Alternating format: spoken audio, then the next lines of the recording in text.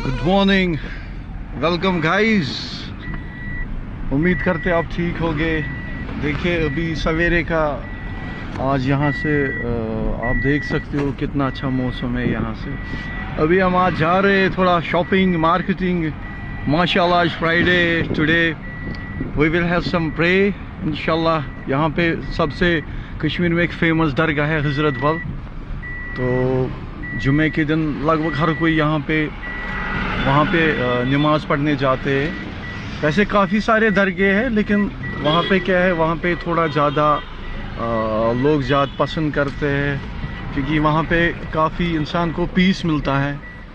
बहुत अच्छी जगह है, बहुत अच्छी लोकेशन पे है और बहुत एक दिल को छूने वाली जगह है। वहाँ पे बहुत सारे अब जो पिजन्स कबूतर भी बाहर रहते हैं, तो लोग जाते हैं उनको चारा डाल